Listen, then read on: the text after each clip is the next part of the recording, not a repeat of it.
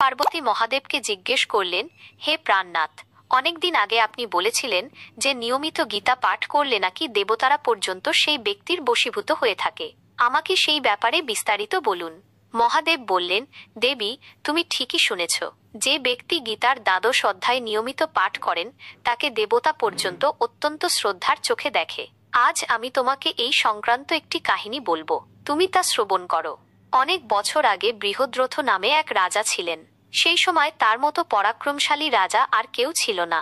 কয়েকশো বছর শান্তিতে রাজত্ব করার পর তিনি স্থির করলেন অশ্বমেধ যজ্ঞ করবেন। সেই মতো তিনি প্রস্তুতি শুরু করলেন। তারপর যজ্ঞের জন্য একটা সুলক্ষণযুক্ত ঘোড়া কিনে এনে তাকে পুজো করে পৃথিবীর উদ্দেশ্যে ছেড়ে দিলেন। ঘোড়া বিভিন্ন রাজাদের দেশে যেতে লাগলো। ঘোড়াটি যখন যে দেশে প্রবেশ করছিল সেই সব দেশের রাজারা তখন তাকে নানা রকম উপকৌটন দিয়ে তার বশ্যতা স্বীকার করছিলেন। এইভাবে ঘোড়া পৃথিবীর বিভিন্ন স্থানে ঘুরতে লাগলো। এইরকম কিছুদিন চলার পরে ঘোড়াটি দেবরাজ ইন্দ্রের নজরে পড়ে যায়। তিনি দুষ্টুমি করার জন্য অত্যন্ত চুপিসারে ঘোড়াটি হরণ করে লুকিয়ে রাখলেন। তিনি কাজটি এত চুপিসারে করেছিলেন যে রাজার সৈন্য সামন্ত এমনকি যুবরাজও কিছু টের পেলেন না। পরদিন সকালে হইচই পড়ে গেল। যজ্ঞের পবিত্র ঘোড়াটিকে কেউ আর খুঁজে পেলেন না। তখন বাধ্য হয়ে যুবরাজ রাজার কাছে খবর পাঠালেন। যজ্ঞের ঘোড়া হারিয়ে যাওয়ার খবর পেয়ে রাজা অত্যন্ত বিচলিত হলেন। ঘোড়ার হারিয়ে যাওয়ার সংবাদ কেবল অমঙ্গলের নয়, অপমানেরও। তিনি ভীষণ চিন্তিত হয়ে পড়লেন। অতিরিক্ত চিন্তার ফলে তার শরীরে অসুস্থতা শুরু হলো। শোকে দুঃখে তিনি কয়েকদিনের মধ্যেই মৃত্যুবরণ করলেন। পিতার মৃত্যু সংবাদ পেয়ে যুবরাজ খুব শীঘ্রই রাজবাড়িতে ফিরল। রাজধানী জুড়ে শোকের ছায়া আর কান্নার রোল। যেন এক ভয়ানক অমঙ্গলের জন্য সবাই অপেক্ষা করছে। যুবরাজ রাজধানীতে পৌঁছে স্থির করলেন যজ্ঞ সম্পূর্ণ হওয়া না পর্যন্ত পিতার শবদাহ করবেন না। যজ্ঞের ঘোড়া যেখান থেকেই হোক তিনি খুঁজে বের করবেন। তিনি মনে মনে এই প্রতিজ্ঞা করে বেরিয়ে পড়লেন। আর যাওয়ার আগে তিনি পিতার মৃতদেহটিকে উৎকৃষ্ট তেলের পাত্রের মধ্যে রেখে সংরক্ষণ করে রাখলেন। যুবরাজ পাহাড় পর্বত পেরিয়ে ঘোড়া খুঁজতে লাগলেন, কিন্তু কোথাও ঘোড়ার কোনো কিনারা পেলেন না। একদিন তিনি পথের ধারে একটি বড় অশ্বত্থ গাছের নিচে বিশ্রামের জন্য বসেছিলেন।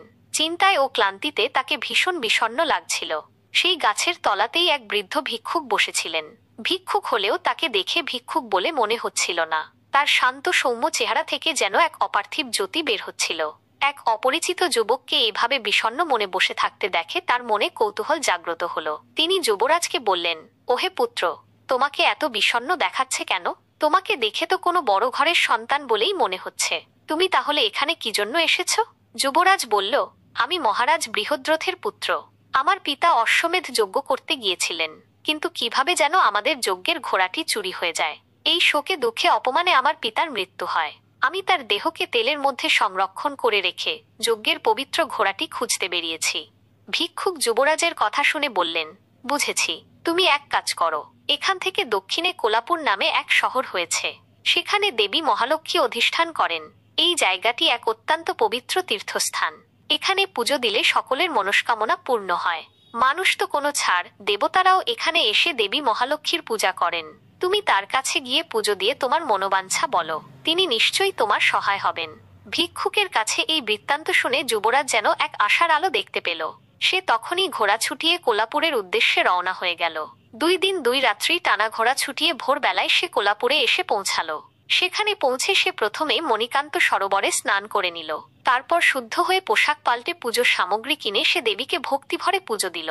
তারপর মনে মনে দেবীকে বলল, মা, তুমি জগতের ঈশ্বরী, তোমার কাছে তো আর নতুন করে বলার কিছু নেই। তুমি দয়া করে তোমার সন্তানকে এই বিপদ থেকে উদ্ধার করো। যুবরাজ তারপর মন্দির থেকে বেরিয়ে এলেন। এত দীর্ঘ যাত্রাপথে তার শরীর ভীষণ ক্লান্ত হয়ে পড়েছিল। ঘুমে তার চোখ জড়িয়ে আসছিল। সে তার ঘোড়াটিকে একটি গাছে বেঁধে সেই গাছের তলায় ঘুমিয়ে পড়ল। তখন ঘুমের মধ্যে স্বপ্নে দেবী আবির্ভূতা হলেন। তিনি যুবরাজকে বললেন, পুত্র, তোমার সমস্যার কথা আমি জানি। তোমার প্রার্থনায় আমি তুষ্ট হয়েছি। আমি অবশ্যই তোমাকে এই বিপদ থেকে রক্ষা পাওয়ার উপায় বলে দেব। তুমি মন্দিরের দক্ষিণ দরজার কাছে যাও। সেখানে সিদ্ধ সমাধি নামে এক পবিত্র যোগী বাস করেন। তিনিই তোমাকে এই বিপদ থেকে পরিত্রাণ করবেন। এরপর দেবী অন্তর্হিত হলেন। দেবীকে স্বপ্নে দেখার পরে যুবরাজের ঘুম ভেঙে গেল। তিনি তখনই ধর্মর করে উঠে বসলেন। তিনি বুঝতে পারলেন দেবী সত্যি তাকে কৃপা করেছেন। তিনি এরপর দেবীর নির্দেশ মতো মন্দিরের দক্ষিণ দরজার কাছে গেলেন। সেখানে তিনি একজন সাধুকে দেখতে পেলেন। তার শরীর থেকে দেবতাদের মতো তেজ বের হচ্ছিল।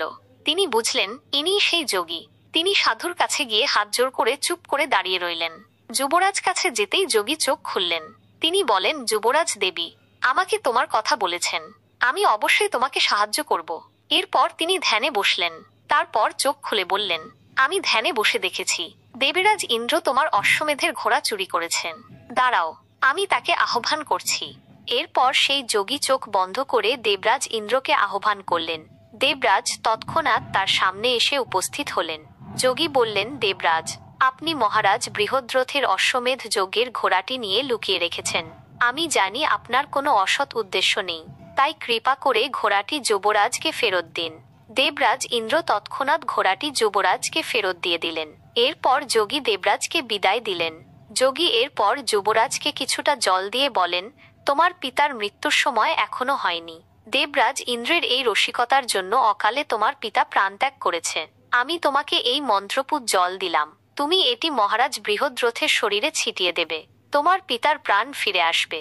এই অপূর্ব শক্তি দেখে যুবরাজ অভিভূত হয়ে গেলেন। তিনি যোগীকে জিজ্ঞেস করলেন, হে যোগীবর, মানুষ স্বর্গলাভের জন্য এত পরিশ্রম করে, এত দান ধ্যান জপ তপ কৃচ্ছ সাধন করে, তারপর স্বর্গে স্থান পায়, আর আপনি স্বর্গের দেবতাদের নিয়ন্ত্রণ করছেন, আপনি এই অদ্ভুত শক্তির অধিকারী কিভাবে হলেন? যোগী হেসে বললেন, যুবরাজ, আমি প্রতিদিন গীতার দ্বাদশ অধ্যায় পাঠ করি। গীতার দ্বাদশ অধ্যায় পাঠ করলে ভগবানের শ্রীচরণে ভক্তি আসে, তখন ত্রিলোকের সমস্ত দেবতা আপনার ওপরে সন্তুষ্ট থাকে।